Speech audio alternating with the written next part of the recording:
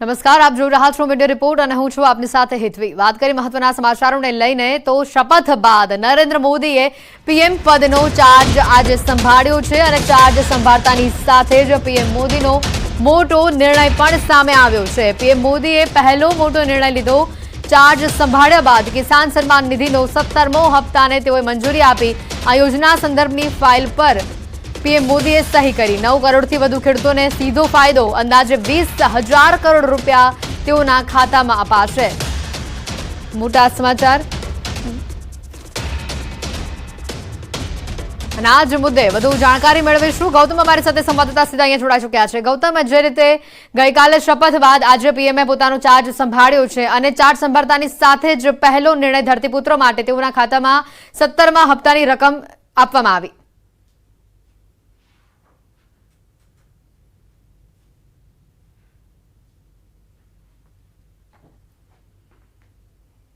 કે રાજભવન દિલ્હી ખાતે આ જે શપથ સમારોહ જે છે તે યોજાયો હતો અને તેમાં પ્રધાનમંત્રી નરેન્દ્ર મોદીએ ત્રીજી ટર્મના શપથ ગ્રહણ જે છે તે લીધા હતા। ત્રીજી ટર્મના પ્રધાનમંત્રી તરીકેના શપથ ગ્રહણ જે છે તેમણે લીધા હતા। મહત્વનું છે કે જેમણે શપથ ગ્રહણ સમારોહ બાદ મહત્વનો નિર્ણય જે છે તે પોતે ખેડૂતો માટે કર્યો છે, એટલે કે ધરતીપુત્રો માટે મહત્વનો નિર્ણય કર્યો છે, જેમાં 17 જે મહત્વનો જે હપ્તો જે છે તે ખેડૂતોને મળશે। કિસાન સન્માન નિધિ અંતર્ગતનો જે મહત્વનો નિર્ણય છે, જેમાંથી 20,000 કરોડનો જે નિર્ણય જે છે તે કરવામાં આવ્યો છે, એટલે કે હપ્તો રિલીઝ કરવામાં આવશે। તમામ ખેડૂતો જે છે તેમને કિસાન સન્માન નિધિનો જે 17મો હપ્તો જે છે તે ખેડૂતોને મળી શકે તે પ્રકારનો મહત્વનો નિર્ણય કરવામાં આવ્યો છે, જેમાં કરોડો ખેડૂતો જે છે રાજ્યના અને દેશના તેમને આનો સીધો લાભ જે છે તે મળવાનો છે। એટલે કે આમ પ્રધાનમંત્રી નરેન્દ્ર મોદીએ ગઈકાલે શપથ ગ્રહણ સમારોહ યોજાયો હતો। શપથ લીધા બાદ આજે તેઓ એક્શન મોડમાં આવી ચૂક્યા છે અને એક્શન મોડમાં આવેલા પ્રધાનમંત્રી નરેન્દ્ર મોદીએ ખેડૂતો માટે, ખેડૂતોને હિતલક્ષી માટેનો આ નિર્ણય કરવામાં આવ્યો છે અને તેને લઈ અને કિસાન સન્માનનો જે હપ્તો રિલીઝ કરવામાં આવ્યો છે। જી બિલકુલ ગૌતમ, આભાર માહિતી બદલ। તો ચાર્જ સંભાળતાની સાથે જ પીએમ મોદીનો પહેલો મહત્વનો મોટો નિર્ણય, કિસાન સન્માન નિધિનો 17મા હપ્તાને આપી મંજૂરી। આગળ જોઈએ તો પાટીલ દિલ્હીમાં છે। ગુજરાતના નવા પ્રદેશ પ્રમુખ હવે કોણ, તે સૌથી મોટો સવાલ ઉભો થઈ રહ્યો છે। ત્યારે નવા ભાજપ પ્રદેશ પ્રમુખ કોણ હશે તેની અટકળો પણ તેજ થઈ રહી છે। હાલના પ્રદેશ પ્રમુખ પાટીલનો કેન્દ્રીય નેતૃત્વમાં સમાવેશ કરવામાં આવ્યો છે। નવા પ્રદેશ પ્રમુખ અંગે હાલમાં અટકળો તેજ થઈ રહી છે। નવા પ્રદેશ પ્રમુખ અંગે કેટલાક નામો પણ ચર્ચામાં છે, જેમાં દેવુસિંહ ચૌહાણનું નામ ચર્ચામાં છે। મયંક નાયક, પ્રદીપસિંહ જાડેજા, રજનીકાંત પટેલ, અર્જુનસિંહ ચૌહાણનું નામ પણ ચર્ચામાં સામે આવ્યું છે। આ સાથે જ વિનોદ ચાવડા, ગોરધન ઝડફિયા, ઉદય કાનગડનું નામ પણ હાલ ચર્ચામાં છે। અગાઉ ભાજપના 11 પ્રદેશ પ્રમુખ રહી ચૂક્યા છે। નવા પ્રદેશ પ્રમુખ જ્ઞાતિવાદ સમીકરણો પર સૌની નજર જોવા મળશે।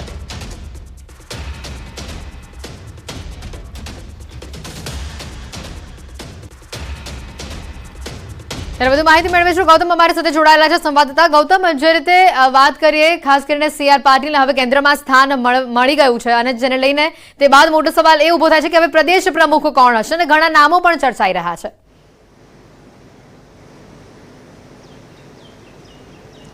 ચોક્કસથી ગુજરાતના હવે પ્રદેશ પ્રમુખ કોણ તે ઉપર નામ જે છે તે મંડરાઈ રહ્યું છે, એટલે કે કોણ હશે તેની ચર્ચા રાજ્યભરની અંદર જોવા મળી રહી છે। કારણ કે પ્રદેશ પ્રમુખ તરીકે CR પાટીલ હતા, તેમને કેબિનેટ મંત્રીમાં જે સ્થાન મળ્યું છે, પ્રધાનમંત્રી નરેન્દ્ર મોદીની કેબિનેટની અંદર તેમને સ્થાન મળ્યું છે। ત્યારે હવે ગુજરાતના પ્રદેશ પ્રમુખ કોણ તેના નામને લઈને અટકળો જે છે તે થઈ ચૂકી છે। અનેક નામો જે છે તે ચર્ચાઈ રહ્યા છે। તેમાં સૌથી મહત્વનું નામ જે કહી શકાય તો ગોરધન ઝડફિયા જે છે તેમનું નામ આવ્યું છે। પૂર્વ ગૃહમંત્રી પણ રહેલા છે ગોરધન ઝડફિયા અને અત્યારે હાલ સંગઠનની ઉપપ્રમુખની જવાબદારી પણ સંભાળી રહ્યા છે, એટલે કે તેમના નામની ચર્ચા જે છે તે ચાલી રહી છે। સંગઠનનો બહોળો અનુભવ પણ તેઓ ધરાવે છે, વર્ષોથી ભારતીય જનતા પાર્ટી સાથે સંકળાયેલા છે, એટલે કે તેમના નામ ઉપર પણ મોહર વાગી શકે છે તે પ્રકારની એંધાણ મળી રહી છે અને તેમનું નામ જે છે તે ચર્ચાઈ રહ્યું છે। એ જ રીતે વાત કરીએ દેવુસિંહ ચૌહાણની, તો દેવુસિંહ ચૌહાણ જે છે તે OBC સમાજનો સૌથી મોટો ચહેરો ગણવામાં આવી રહ્યો છે। મધ્ય ગુજરાતમાંથી તેઓ આવે છે, ખેડા લોકસભા બેઠકમાંથી તેઓ સાંસદ બન્યા છે। અગાઉ તેઓ કેન્દ્રીય મંત્રી તરીકેનો કાર્યભાર સંભાળ્યો હતો, પરંતુ મોદી ત્રીજી ટર્મની અંદર જે પ્રધાનમંત્રી બન્યા તેમાં તેમને મંત્રીમાં સ્થાન સમાવે નથી આવ્યું।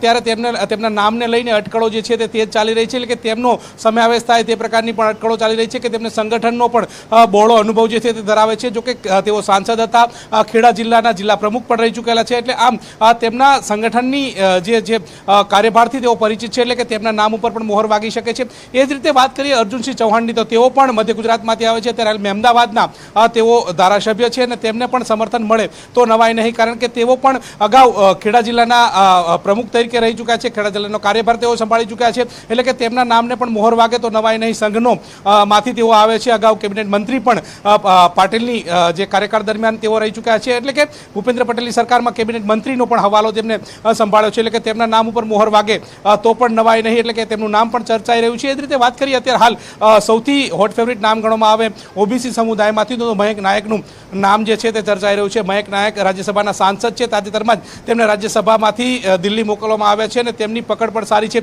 ઓબીસી મોરચાના તેઓ મહામંત્રી હતા, ત્યારબાદ ઉદય કાનગડ ધારાસભ્ય બનવાની સાથે તેઓને ઓબીસી મોરચાના જે પ્રમુખ જે છે તે બનાવવામાં આવ્યા હતા, ત્યારે ઓબીસી મોરચાના પ્રમુખ તરીકેનો કાર્યભાર સંભાળી રહ્યા છે. સાથે સાથે ગાંધીનગર લોકસભા સાથે સાથે જે અમદાવાદ સહિતની જે લોકસભા જે છે તેમનો ક્લસ્ટર ઇન્ચાર્જ તરીકેની કાર્યભાર જે છે જવાબદારી પણ સોંપવામાં આવી હતી. આમ સંગઠનમાં તેઓ વર્ષોથી કામ કરી રહ્યા છે, યુવા મોરચાથી તેઓ સંગઠનની અંદર આવે છે, એટલે કે તેમના નામ ઉપર પણ મોહર વાગે તો નવાય નહીં, તેમનું નામ પણ ચર્ચાઈ રહ્યું છે. એ જ રીતે સૌરાષ્ટ્રની વાત કરીએ તો સૌરાષ્ટ્રમાંથી ઉદય કાનગડ જે ઓબીસી મોરચાના પ્રમુખ હતા અને તેમનું નામ પણ ચર્ચાઈ રહ્યું છે, એટલે કે તેમના નામ પણ મોહર વાગે છે. એ જ રીતે જગદીશ વિશ્વકર્મા જે ઓબીસી સમુદાય, એટલે કે આ વખતે ઓબીસી સમીકરણ ચાલી રહ્યા છે, ઓબીસી સમીકરણના કારણે તેમનું નામ ચર્ચાય તો પણ નવાય નહીં. જગદીશ વિશ્વકર્માનું નામ જે છે તે પણ ચર્ચાઈ રહ્યું છે. સહકાર મંત્રીનો હવાલો અત્યારે હાલ ભૂપેન્દ્ર પટેલની સરકારમાં સંભાળી રહ્યા છે. અગાઉ પણ તેમને સંગઠનની અંદર કામ કર્યું છે, અમદાવાદ શહેર પ્રમુખની જવાબદારી જે છે તે સંભાળી છે. અમદાવાદ શહેર પ્રમુખ એટલે કે જેમાં 16થી પણ વધુ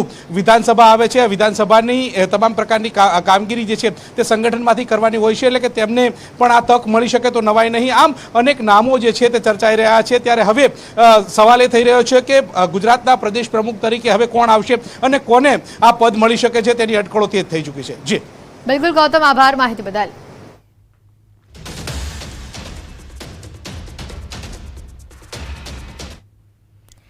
તો પ્રદેશ પ્રમુખ સી.આર. પાટીલને હવે કેન્દ્રમાં સ્થાન મળી ગયું છે અને કેબિનેટ મંત્રી શપથ સમારોહ બાદ પાટીલે ટ્વીટ કર્યું હોવાનું પણ સામે આવ્યું. શપથ બાદ મોવડી મંડળનો તેઓએ આભાર માન્યો. મંત્રી પદ માટે મતદારો અને કાર્યકરોનો તેઓએ આભાર માન્યો. દેશ વિકાસ અને જનકલ્યાણ માટે કામ કરવાનો તેઓએ હુંકાર કર્યો. વિકસિત ભારતનો સંકલ્પ સાકાર સદૈવ તત્પર રહેવાનો પણ તેઓએ હુંકાર કર્યો.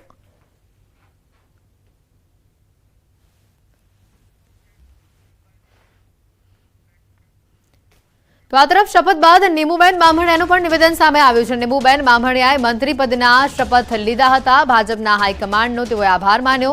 મંત્રીપદના જવાબદારી આપવા બદલ તેઓએ આભાર વ્યક્ત કર્યો. સાંસદ અને મંત્રી તરીકે મેં શપથ લીધા છે. રાષ્ટ્રના નિર્માણમાં વિકાસના કામો કરીશું. કાર્યકર્તાઓનો પણ તેઓએ આભાર માન્યો.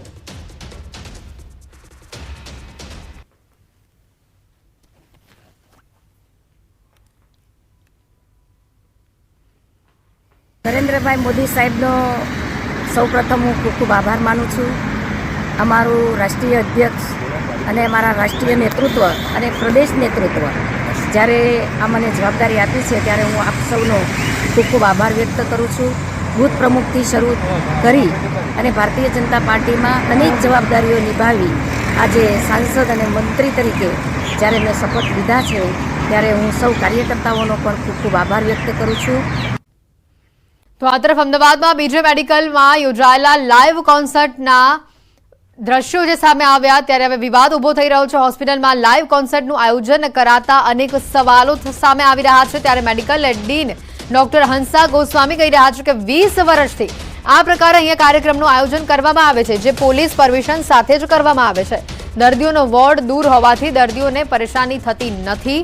ત્યારે અનેક દર્દીઓ પણ કહી રહ્યા છે કે કોઈ સમસ્યા નથી. તો બીજી તરફ અનેક દર્દીઓ રોષ પણ ઠાલવી રહ્યા છે અને કહી રહ્યા છે દર્દીઓના વોર્ડ નજીક આવું આયોજન ન હોવું જોઈએ.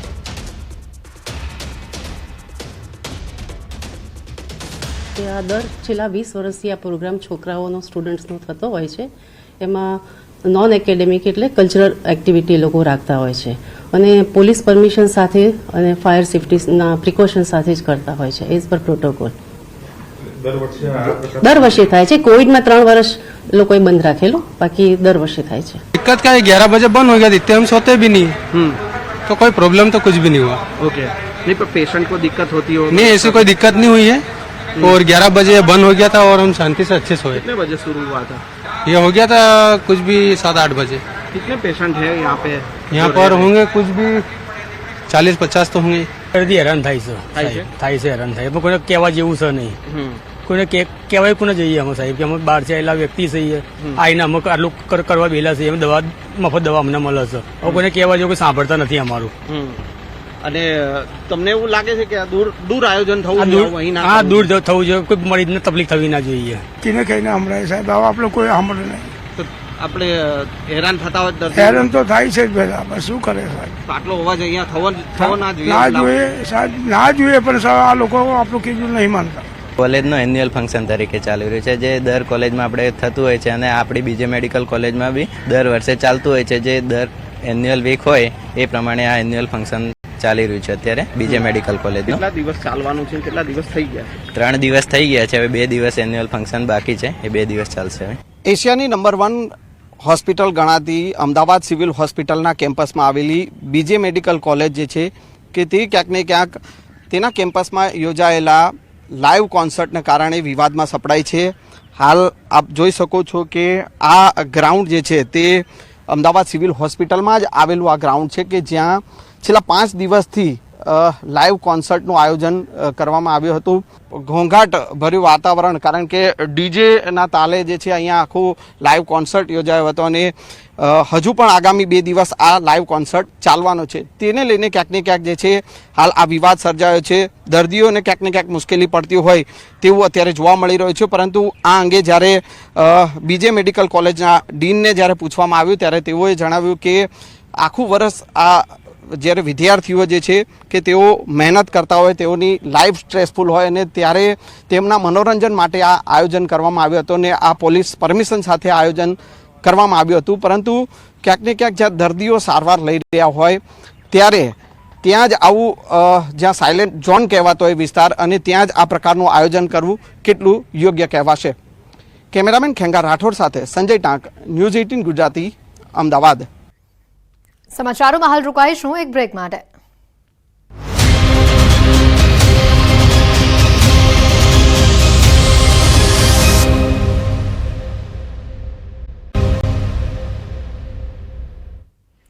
બ્રેક બાદ આપનું સ્વાગત છે. ડાંગ જિલ્લામાં વનકર્મીઓ પર વધુ એક વખત હુમલો થયો હોવાનું સામે આવ્યું છે. ઉત્તર ડાંગ વન વિભાગના બરડીપાડા રેન્જમાં લાકડાની ચોરી કરતા તસ્કરોને વન વિભાગે પકડ્યા હતા, જેને લઈને વન વિભાગની કચેરીમાં ગામ લોકોનું ટોળું ધસી આવ્યું હતું અને લાકડાની ચોરી કરતા ઝડપાયેલા તસ્કરને છોડાવી 8 વનકર્મીઓ પર હુમલો કરવામાં આવ્યો હતો. સાથે જ કચેરીને નિશાન બનાવી તોડફોડ સાથે ઉત્પાત પણ મચાવવામાં આવ્યો હતો. વન વિભાગ સહિત પોલીસે તસ્કરોની શોધખોળ શરૂ કરી વધુ કાર્યવાહી હાથ ધરી હતી.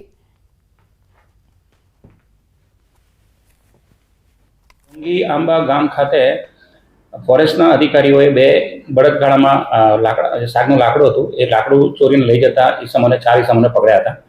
એ 4 ઈસમોને પકડીને એમને પૂછપરછ માટે એ લોકો ત્યાં કાલીબેલ રેન્જમાં એમની ઓફિસે લઈ જતા હતા. દરમિયાન એમના જે 3 માણસો હતા એ લાકડાના બળદગાડા પાસે ઊભા હતા. એમને ગામ લોકોએ ઘેરીને એમને બંધક બનાવ્યા અને પછી સામેથી ફોન કર્યો કે તમે પેલા અમારા જે 4 માણસો પકડીને લઈ ગયા છો તેને પાછા લાવો તો તમને 3 માણસો પાછા આપીશું. કાલીબેલ રેન્જ ખાતે સ્ટાફ પેટ્રોલિંગમાં જતા ત્યાં જંગલની અંદર કટિંગ જોવા મળતા તેમની સાથે લોકોને પકડવામાં આવેલા હતા. લોકોને છોડાવવા માટે ડાંગી આંબા ગામે 200 માણસોનું ટોળાએ સ્ટાફને બંધક બનાવી સ્ટાફ સાથે જે છે ને સ્ટાફને ગંભીર ઈજાઓ પહોંચાડી હતી. આ સ્ટાફને 3 કલાક સુધી બંધક બનાવવામાં, જેમાં વન વિભાગ અને પોલીસની મદદથી સ્ટાફને છોડાવવામાં આવેલ હતા. વલસાડના ધરમપુરમાં તસ્કરોએ તરખાટ મચાવ્યો છે. તસ્કરોએ સૂકા મેવાની એક દુકાનને નિશાન બનાવી હતી, જેમાંથી 25 કિલોથી વધુ સૂકા મેવાની ચોરી કરી તેઓ ફરાર થયા હતા. ધરમપુરના એસટી ડેપો સામે આવેલી જય જોગણિયા નામની એક સૂકા મેવાની દુકાનને તસ્કરોએ નિશાન બનાવી હતી. મોડી રાત્રે એક તસ્કર દુકાનની બહાર આવે છે અને દુકાનનું શટર તોડી અંદર પ્રવેશ કરે છે અને ત્યારબાદ દુકાનમાં રાખેલા કાજુ, બદામ, અંજીર સહિતના 25 કિલોથી વધુ સૂકા મેવા અને 2000 રૂપિયા રોકડા ચોરી કરીને બિલ્લી પગે ત્યાંથી ફરાર થાય છે. સમગ્ર ઘટના સીસીટીવી કેમેરામાં કેદ થઈ છે.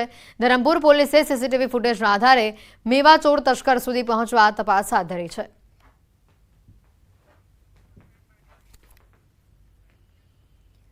તો તો આ તરફ રાજકોટના ઉપલેટાના ઢાંક ગામમાં 9 જેટલા શખ્સોએ HDFC બેંકમાંથી પશુ ખરીદવા બનાવટી ડોક્યુમેન્ટના આધારે છેતરપિંડી કરી છે। 9 શખ્સોએ પોતાને પશુપાલક બતાવી પશુ ખરીદવા માટે બનાવટી ડોક્યુમેન્ટ્સ દર્શાવી લોન પેટે 64,66,000 જેટલી લોન લીધી હતી અને લોનની ભરપાઈ ન કરી ખાસ કરીને તેમાં 3 મહિલા સહિત 9 વ્યક્તિઓ સામે ભાયાવદર પોલીસ સ્ટેશનમાં ફરિયાદ નોંધાઈ છે। પોલીસે તમામ લોકો સામે ગુનો દાખલ કરી વધુ તપાસ હાથ ધરી છે।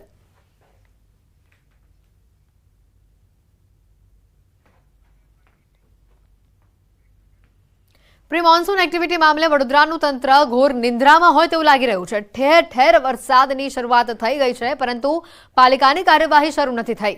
શહેરમાં ઠેર ઠેર જોખમી ઇમારતોનું સામ્રાજ્ય છે, છતાં પણ પાલિકા તંત્રની કોઈ કાર્યવાહી સામે આવી નથી। શહેરમાં 5000 જર્જરિત મકાનો હોવા છતાં પાલિકાએ ફક્ત 1045ને જ નોટિસ આપી છે। સયાજીગંજમાં જર્જરિત ઇમારત પર ભારેખમ હોર્ડિંગ્સનું સ્ટ્રક્ચર ઉતારી દેવાની પણ કામગીરી હાથ ધરાઈ નથી। હોર્ડિંગના લીધે જો ચોમાસામાં કોઈનો ભોગ લેવાય તો શું તંત્ર આની જવાબદારી લેશે? રાજ્યના હવામાન વિભાગની આગાહી મુજબ વડોદરા શહેરમાં પ્રી મોન્સૂન એક્ટિવિટી શરૂ થઈ ગઈ છે, પરંતુ પાલિકાની જે કાર્યવાહી છે તે હજી સુધી શરૂ નથી થઈ। તેનો જીવતો જાગતો જે દાખલો છે ન્યૂઝ 18 ગુજરાતીની ટીવી સ્ક્રીન પર બતાવવાનો પ્રયત્ન કરીશું। અત્યારે તમે દ્રશ્યો જોઈ રહ્યા છો તે સયાજીગંજ વિસ્તારના દ્રશ્યો છે અને સામાન્ય રીતે સૌ કોઈ જાણે છે કે જ્યારે ચોમાસાની શરૂઆત થવાની હોય એની પહેલાં વડોદરા મહાનગરપાલિકા હોય કે પછી અન્ય કોઈ મહાનગરપાલિકા હોય તેમના દ્વારા જે જોખમી ઇમારતો છે તેમને નોટિસ આપવામાં આવતી હોય છે। અત્યંત જોખમી ઇમારતો જે છે તે ઉતારી લેવાની કાર્યવાહી કરવામાં આવતી હોય છે, પરંતુ વડોદરા મહાનગરપાલિકાની કાર્યવાહી જે છે કંઈક અલગ જ દિશામાં જઈ રહી છે, કારણ કે દર વર્ષની જેમ આ વર્ષે પણ વડોદરા મહાનગરપાલિકાએ માત્ર ને માત્ર જોખમી ઇમારતોને નોટિસ આપીને સંતોષ માન્યો છે। આ દ્રશ્યો તમે જોઈ રહ્યા છો, આ દ્રશ્યો એ સાબિત કરે છે કે વડોદરા મહાનગરપાલિકાએ જે જર્જરિત ઇમારત છે તેની ઉપર જે જોખમી સ્ટ્રક્ચર છે તે હટાવવાને બદલે માત્ર ને માત્ર જાહેરાત દૂર કરીને વડોદરા શહેરના નાગરિકોને બેવકૂફ બનાવવાનો પ્રયત્ન કર્યો છે અને પોતાની જવાબદારીમાંથી વડોદરા મહાનગરપાલિકાના જે અધિકારીઓ છે તેમને હાથ અદ્ધર કર્યા છે।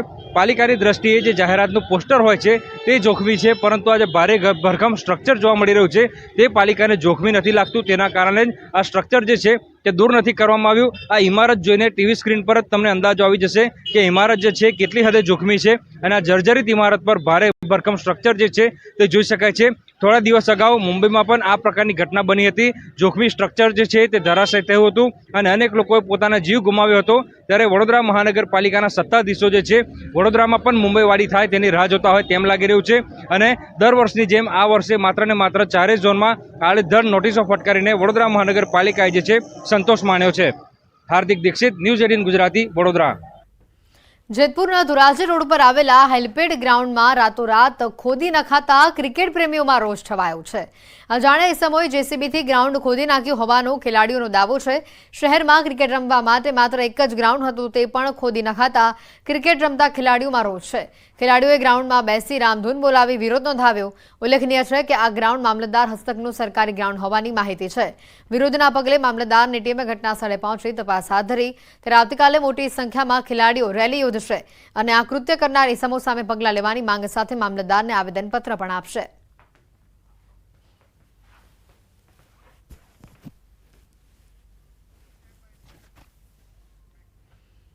આધુનિક વિજ્ઞાન અને ટેકનોલોજીના યુગમાં માનવીએ વિકાસની હરણફાળ દોટ લગાવી છે અને ત્યારે બીજી તરફ પર્યાવરણને પણ મોટું નુકસાન પહોંચાડ્યું છે।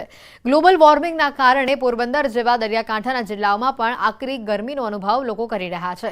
ત્યારે આ ક્લાઇમેટ ચેન્જને રોકવા માટે સામાજિક સંસ્થાઓ તથા શહેરીજનોએ કમર કસી છે।